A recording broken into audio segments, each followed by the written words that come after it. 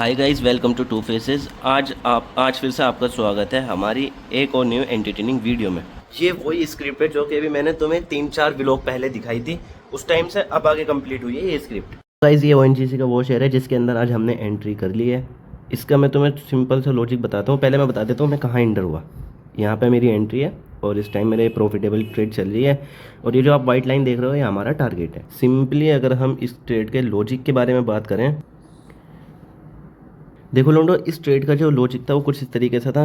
Market open हुई, ऊपर गई, नीचे आई, फिर ऊपर गई, फिर नीचे आई और उसके बाद ये यहाँ घूमने लगी।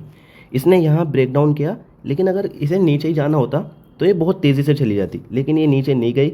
यहाँ पे एक इसने हैमर कैंडल फॉर्म की, अगर आप इस जगह देख पा रहे हो, यहाँ इसने हैमर कैंडल फॉर्म की। अब मुझे लग गया था कि ये फेक ब्रेक डाउन है, यहाँ पे मैं एंटर हो चुका था। और अगर मैं चाहूँ तो अगर इस ट्रेड के अंदर अगर हमें प्रॉफिट मिल सकता है तो हम यहाँ के लेवल के भी कुछ टारगेट रख सकते हैं, इस लेवल के। लेकिन यहाँ हमारा 1:2 टारगेट है। हमारे जो रिस्क मैनेजमेंट के बेसिस पे जो हम अपना टारगेट निकालते हैं 1:2, जितना हम लॉस लेते हैं उसका डबल। और इतने दिनों में आज प्रॉफिट होने वाला है, तो मैं सोच रहा हूँ बस इतनी लेके निकल जाते हैं। वो जब कॉन्फिडेंस ज़्यादा बढ़ जाएगा उसके बाद देखेंगे। या एक चीज़ हम यहाँ पे ये भी कर सकते हैं कि यहाँ पे हम स्टॉप लॉस को ट्रेल कर सकते हैं कैसे करके, और अगर इसे प्रॉफिट देना होगा वहाँ का दे देगी, वरना तो हम यहाँ पे निकल जाएंगे।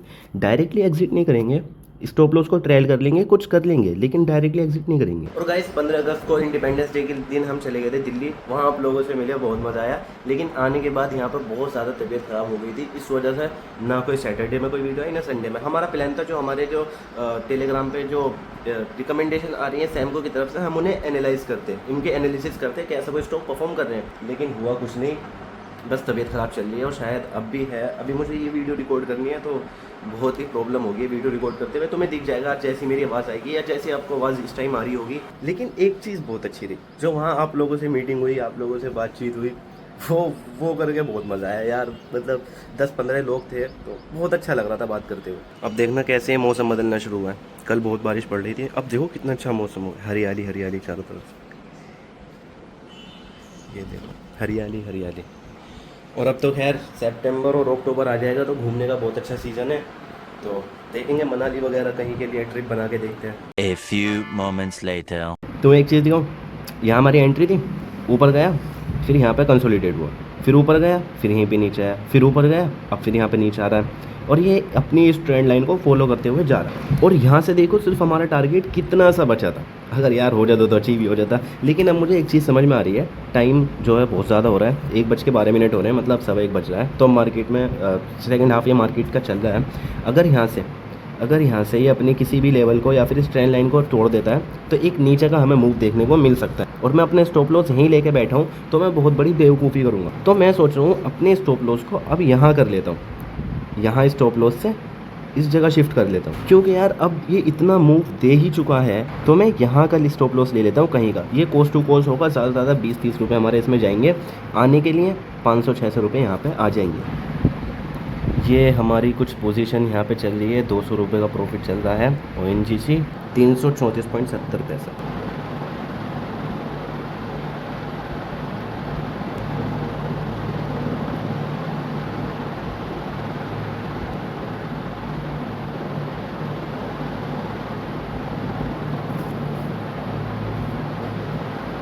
अब ये हमारा स्टॉप लॉस है और हमारा टारगेट, इसके हिसाब से हमें 1:8 मिलेगा।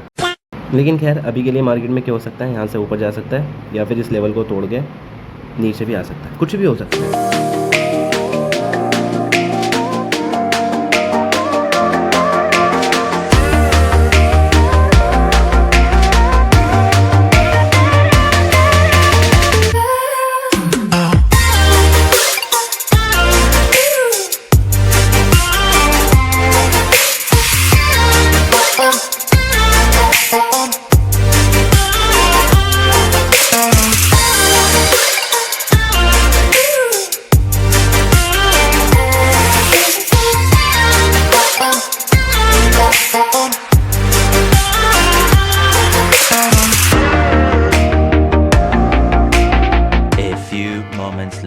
खैर लोगों, आज हमारा कोस्ट टू कोस्ट पे स्टॉप लॉस हिट हो चुका है अगेन।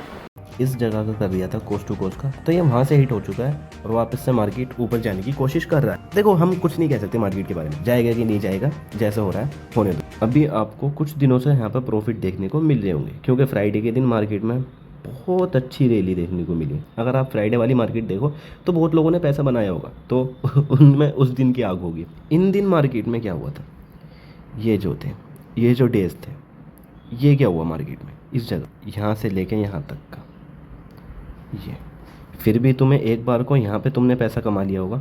लेकिन ये इतने सिनेरियो में क्या हुआ, किसी ने यहाँ कॉल बाई की होगी, अच्छा खासा उसे प्रॉफिट मिला होगा, लेकिन किसी ने यहाँ कॉल बाई करने की प्लानिंग करी होगी।